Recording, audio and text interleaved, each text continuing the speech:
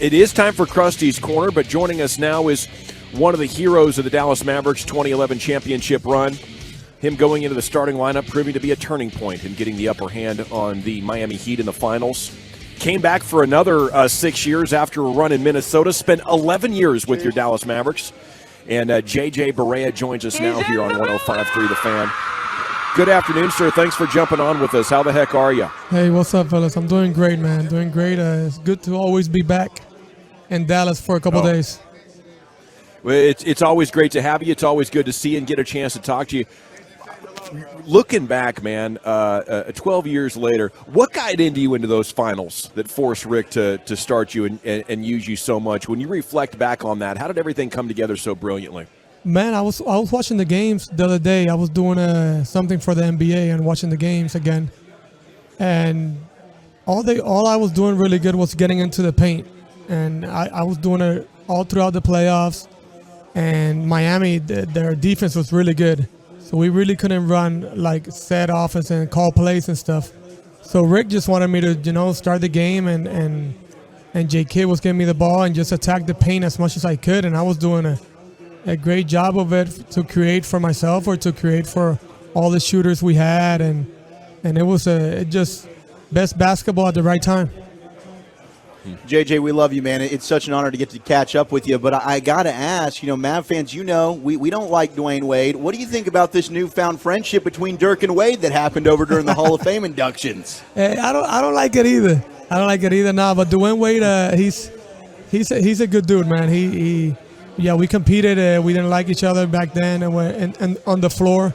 But outside the court, Dwyane Wade is a good dude, man. Every time I had time to spend time with him or talk to him, I think he's a competitor just like Dirk, just like us. But I got a lot of respect for Dwyane Wade.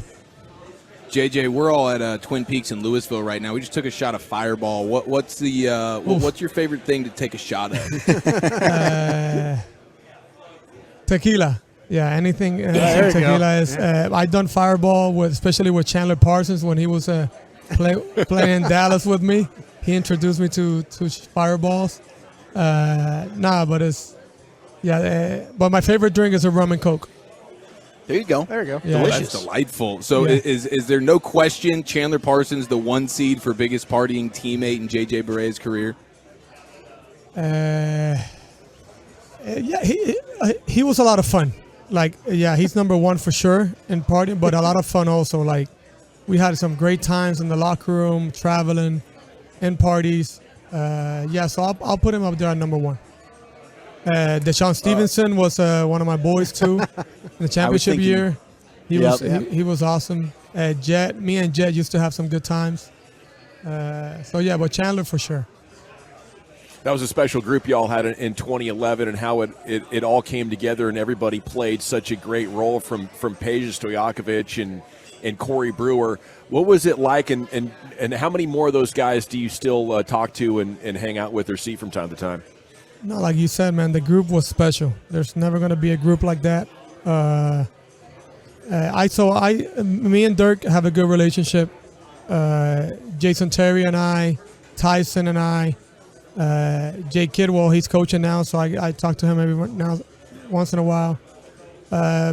Just mostly Dirk and Jet. Devin Harris wasn't in the championship team, but he's a really good close friend. That team is special. Anytime we run into each other at a game or hanging out or at an NBA event, we go back and we hug each other. It was a special time, and you become family right after you win a championship together. Okay, now speaking of Jason Kidd, what do you like about him as a head coach of these Mavs? Well, he's been through it. He's been through the fire. He's been through the goods, the bads. He has a lot of experience.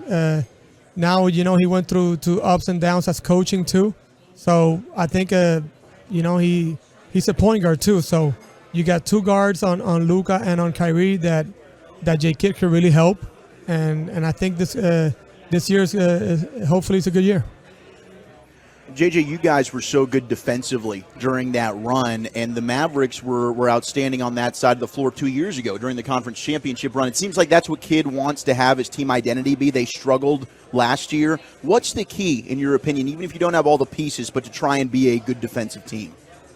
Man, it's got to be a team defense. Like, that's what we had in 11. It was a team defense, and you got to mix it up. I was a fan of mixing it up, playing some zone, man-to-man, switching everything, pressing a little bit, looking for your best defenders, got to step up to the challenge and guard their best players. So I'm a big fan of a little bit of everything. The Mavericks is not the best defensive team, but they're going to have to find ways and what best works for them and apply it this year. How important was it for Dirk to participate and, be a winning factor on the defensive side of the court? And, what are you looking for from Luka as far as his growth on that end of the court and how much opportunity he has for growth? Oh, for sure. Luka's smart. Dirk was really smart, too. That's why, people like he really could have moved a lot great on defense, but he knew where to be. Dirk was 7 foot tall, so that's something I think Luka did a great job last year getting better at it. But for sure, if they want to win, Luka's got to put more attention on defense, learn about defense, where to be, where not to be, stuff like that. Simple things, and I think it's going to help him. I mean, you know Luka well. You were his veteran as he was coming into the league. What do you make of the narrative right now that he needs to grow up and stop complaining about the refs and sacrifice more for the good of the team? No, for sure. You said it. Dirk, when people ask me about Dirk, he's the best team guy you're ever going to see in your life. Like, this guy he could score 5 points, played awful, and we win the game, and he's the happiest guy in the locker room. He could score 50, and we win, and we lose the game, and he's miserable. So Dirk knew, like, if JJ plays good, if Peja plays good, if J. Kidd plays good, if Tyson plays good, we're going to win. And that's something Luka's going to have to keep learning and keep getting better at. He's got to make the guys next to him play really good for them to be able to make it far and win a championship. And that's something I think in the next couple of years he's got to get better at.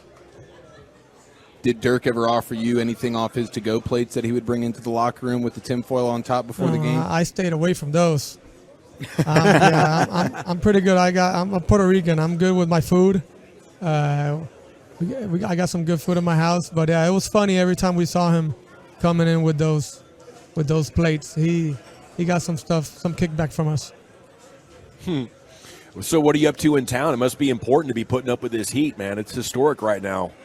107. No, I'm in town hanging out with. I got something with the Mavericks. I got something with the Mavericks this weekend. I always when we do like big events and stuff with the Mavericks, I come to town and I got a good relationship with Mark, with J. Kidd, and do some stuff for the Mavericks Foundation and stuff like that. Do you think they're going to have a bounce back year? The way last year ended was so disappointing for a lot of us. Have they made the right moves? I think so. I think from the top, Mark is a competitor. And I know J. Kidd is a competitor. Luka competes. They're going to try to win every year, so they're for sure did some moves to get ready, and they're going to go from day one. I think they're going to go at it from day one and see what we could do. But I think this year for sure it's a bounce back year. Hey, JJ, I was going to ask you about you've played international ball in your career and stuff. Is there a point in time where maybe that Luka doesn't need to play international ball anymore and focus on some of these things that you've brought up about him as the team and getting in condition and things like that? Yes and no. I'm a fan of playing in international ball. I think, especially when you're young, I think Luka, if he wouldn't play this summer, he would too much sitting out.